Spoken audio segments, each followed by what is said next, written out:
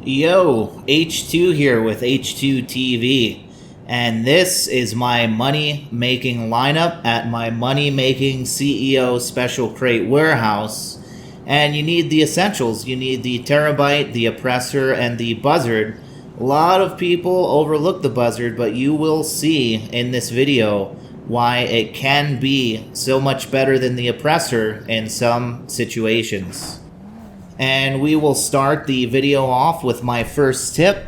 A lot of you guys will probably know this, but for those who don't, it's worth showing it real quick because anytime your buzzard takes damage, whenever you spawn it from the interaction menu, it will come back damaged. So this was after a little shootout, a little battle on one of these missions. And before you start the next mission, all you have to do is quit your CEO organization, open it up, and start a new one. So you're basically refreshing your CEO, you're quitting, rejoining it, and then when you call your buzzard, you will get a brand new, fresh one. So obviously this won't work in the heat of battle, but this is especially useful when you're about to start something new. So we've got the new buzzard refreshed and ready to go. And we will be talking about the vehicles. I will be telling you guys some of the pros and cons for both the buzzard and the oppressor. Before that though, here is another quick tip. Whenever you look at your map after you start a mission, if you do not see the icon for your warehouse, that means it is a vehicle pickup instead of the 3 crates. If you do see the icon for your warehouse, it's going to be the 3 crates. And moving back into vehicles, the buzzard is just so cool to fly. Can an oppressor do that? A 180-degree military J-turn? Hell no. Only the buzzard can, and it is so fun flying these militarized choppers around. When you switch into first person, you really feel like the main character of an action die-hard movie. So that is another tip, is really have fun with these missions. Don't get lazy and just stay on the oppressor for 6 hours straight. Change it up. Take out the Hydra, use the buzzard. And this mission here is the easiest as they come, which is why I'm throwing it in the beginning of the video before we get into the combat missions. Because you'll be surprised, a lot of these are so easy, it's just picking up and delivering. So a lot of these are actually very relaxing, and really I recommend you guys do these CEO special crate work, especially when it's double money, because this full warehouse will sell for $4.4 million. And moving on to the oppressor, it definitely has its pros over the buzzard, specifically when it comes to getting into tight spaces and small nooks and crannies. So I'm flying back to pick up a crate out of the 3 crates that dropped. And I was on the buzzard for the first one, but coming back for this next one, I scanned the area before I left and I saw one was under this tunnel, which instead of getting out of the buzzard, getting back in, just brought the oppressor so we can just touch and go. Touch and go. We are out of here. What the oppressor does best. And this is a good example of the 3 crates being carried by the 3 helicopters. Obviously, you want to take all 3 down before taking one of these back to your warehouse. The more you're in control during these missions, the less stressful they will be. So according to my GPS map, one of the crates is right above us. Wait for it. Missed it by that much. Don't you love when that happens? Oh man. And we have landed due to the power of editing. You know how tricky those oppressor landings can be. A little bit frustrating from that high of an altitude. And we are back to the warehouse. And here is the next tip for vehicles when I come out of here. Instead of taking the oppressor back and forth, the fastest helicopter in the game is the Volatus. I highly recommend owning one of these, not only for these missions, but just in general for traveling around the map. It is the fastest helicopter in the game, luxury helicopter, so you're gonna be able to go back and forth. It's about twice as fast as the oppressor, And if you do not have one of these, you can use the buzzard. I would still use the buzzard on trekking these longer distances because the buzzard is going to be about 60% faster than the oppressor. And you saw that crate was in a kind of difficult spot to get. And I don't even get out of the helicopters. I just touch and go. You can touch those crates with the nose, the tail of the chopper. Just touch it and get out of there. And you can see the speed at these lower altitudes flying back to the warehouse. Job's done a lot quicker with the Volatus or the Buzzard. So that is a pro of the helicopters over the oppressor, is definitely the speed and the time efficiency. Another huge pro for these buzzards is you can stop these vehicles that you have to pick up. So if you're on foot or if you're on an oppressor, obviously you can't blow them up. So trying to shoot out the driver can be frustrating. If you're in the buzzard, just land and block his path of driving. You'll see in this example, I'm actually blocking and stopping traffic. So the car in front of the vehicle we have to pick up.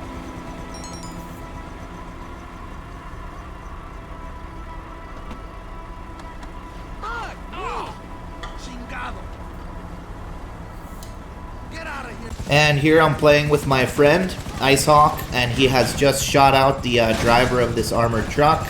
And my buzzard, being in that position, brought that armored truck to a stop much faster than if it kept rolling. Who knows how far it would have rolled. So not huge, but still definitely a convenience.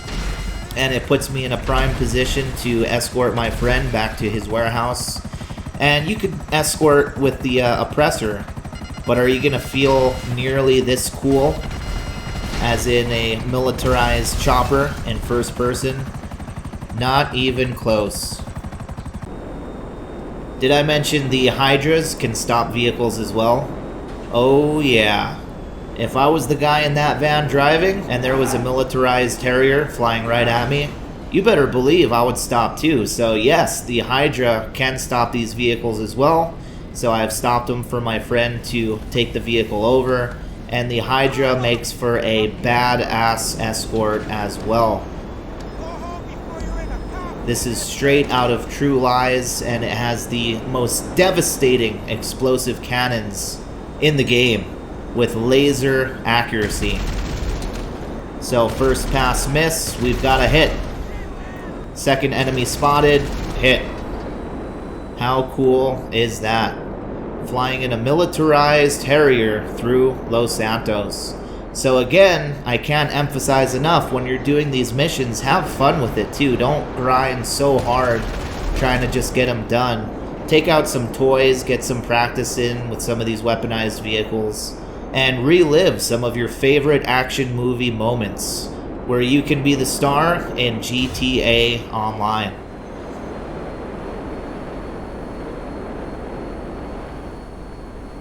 And moving on to some tips for playing co-op. We've just turned in that van for my friend, and the way we run these missions back and forth is he resigns from his CEO organization. I join my organization. I send him an invite. He's now working for me. I call my oppressor, and then I call my terabyte. All of this right from his warehouse where my terabyte spawns, literally on the next corner. So we're able to run these missions back and forth without waiting for that cooldown, completely avoiding any cooldown whatsoever. And the next tip, you can see I was perched on the top of Maze Bank Tower with my buzzard, like an eagle perched in its nest, while my friend starts the next mission. So by the time he gets out of his terabyte by his warehouse, I'm already landing in this drop zone. So this is what we call working efficiently, being very efficient with time, and just shaving those minutes off each mission by being smart. So I'm in the drop zone, I throw the flare down, and by the time the 3 packages land, he is just arriving to the location. So my friend has just picked one up, I have picked mine up, and I am right behind him.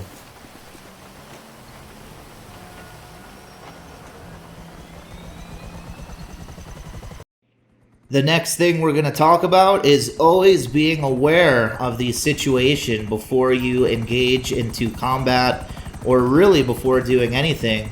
So for this mission, I am collecting the golden minigun, one of the special items that sell for a lot more money. And as I get close to the location where it is, I am going to switch into first-person view so I can really get a much better view. Look at how much better you can see from first person. And I really want to see what's going on down there before I even get close to pulling that trigger for those rockets, because as you can see, there is an RV guarded by two guys that we can see right now. And if I would have launched that rocket, I would have said goodbye to my golden minigun, and that would have been a complete loss. So the second tip is, whenever you're getting into combat, whenever you can, always approach from a position of height. So I've landed on the roof here, and what that does is it gives you the best view possible so you can see more enemies. And the other thing it does is keeps you out of harm's way. There's so many times I've rushed in on foot because I saw two enemies and I didn't see the other three in the corner, the other two on the roof. So approaching from rooftops gives you the drop and you the advantage. Next example, on the oppressor, I am in first person, going very slow because I don't know what's down here. And as we come around this corner, we see the thieves have taken off with our 3 crates. So again, just like with the 3 helicopters, you always want to take all 3 of these guys down before taking any of the crates back to your warehouse, because you want to be in control of everything that you can be in control of. So taking away any randomness, any elements of surprise, all 3 crates are down, we know exactly where they are, and we can go back calmly for the other 2.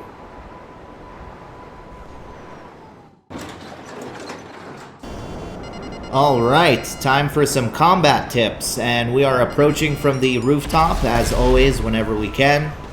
Gives us the drop, and you see there's a guy on the roof. That would have been a huge problem if we were down below, but when we approach from above, not so much. And we make easy work out of those 2 guys. I did get shot pretty hard from that last guy around the corner, so always carry snacks on you, always take a second to replenish your health. And for this last guy, we're going to hip fire, which you'll see how fast my character is still moving while shooting, and that is because we are not even aiming. We're not holding left trigger, we're just holding right trigger, which is much less accurate. But when you're that close, sometimes you got to go in guns blazing, and when you get used to it, it is very effective. So if you guys haven't tried or don't use the hip fire too much, give it a shot, and it will surely come in handy on those close quarter situations.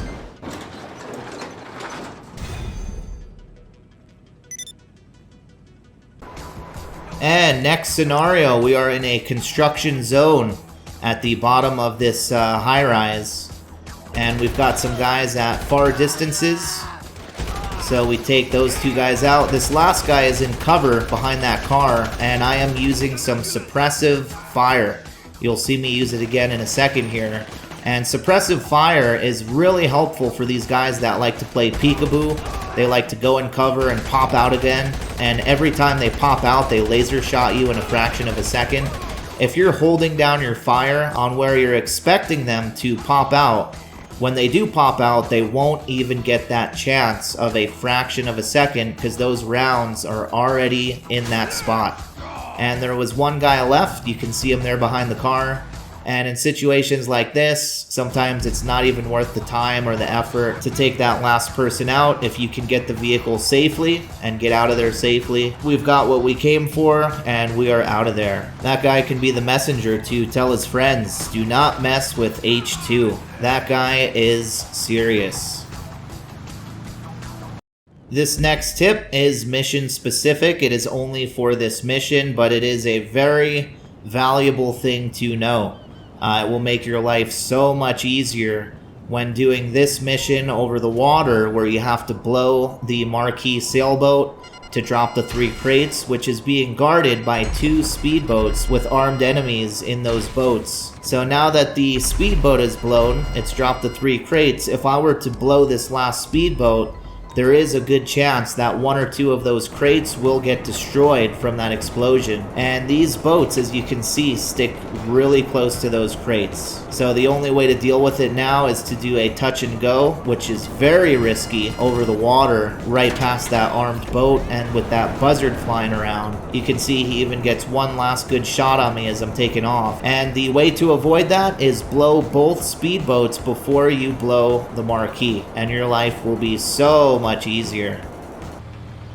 And last up, I've got a few tips for you guys and some information on the cell missions. Starting with the tugboat, if you have a friend on the back shooting the smokestack with the up and atomizer, it will speed up the speed of the very slow tugboat to go about twice as fast, which is pretty huge when you've got this long of a distance to travel. And it also makes a very comical and hilarious weapon for those speedboats chasing you. Be aware though that the up and atomizer does damage the tugboat. You can see the glass windows breaking.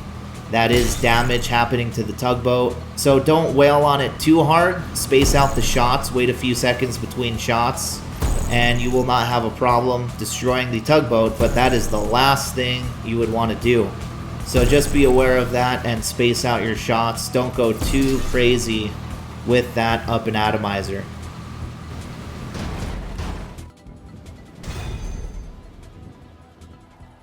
And just something for you guys to be aware of is there is a cooldown between cell missions. So after that special item that I just sold on the tugboat, there is a 30-minute cooldown before you can sell anything again.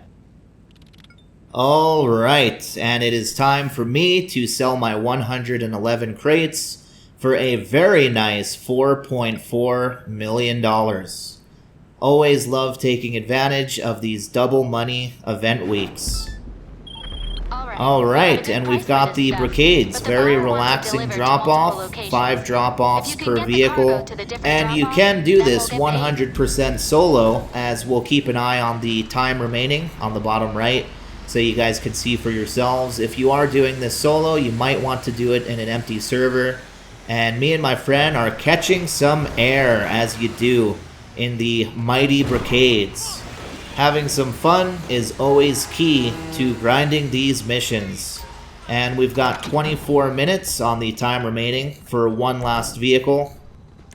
And another tip for you guys is if you have not rode on the back of the Buzzard and looked out in first person over the city as your friend is flying, definitely do so, because this is another amazing experience to relive your favorite action movies that we can do in our favorite video game, GTA.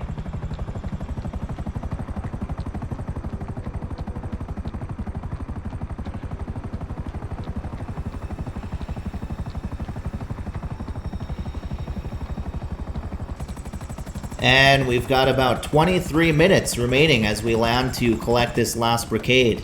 And you can actually do any of these cell missions solo except for the Titan. If you're flying the Titan on that mission, there's a lot of buzzards that chase you and you cannot outrun them, and without being escorted by a friend, you are a sitting duck. So let's get some air on this last jump. Yes! Yippee-ki-yay, motherfucker. Let me know down in the comments below if you guys remember what movie that's from. And always so cool being escorted by your friend in a buzzard. So as we drop off this last one, we've got 17 minutes remaining, so it would take me about 7 additional minutes if I was playing solo to go back, collect the third one, and deliver it all by myself, which would leave you with 10 minutes additional time remaining. And now it is my turn to help my friend with his cell mission, and it happens to be the Titan delivery mission we were just talking about. One of the best vehicles to use to escort your friends through this mission is the Akula. Why? Very simple, because it is the fastest weaponized helicopter in the game. Now you can do it with Buzzard. I've done it many times with the Buzzard. It's just going to be much easier to stay close to your friend in the Titan with the Akula. And here we are, side by side, brothers in arms and brothers in making that money. So cool. If you are a solo player and you do get this Titan delivery cell mission, all you have to do is change sessions or quit the game, and when you get back on, you will see that you will lose 3 crates, which only takes about 10 minutes to get those back, and then you can try for a different cell mission. Wait till this enemy gets back into view, and green light. Yippee-ki-yay, motherfucker. And that is all of my best tips and tricks for these CEO Special Warehouse missions.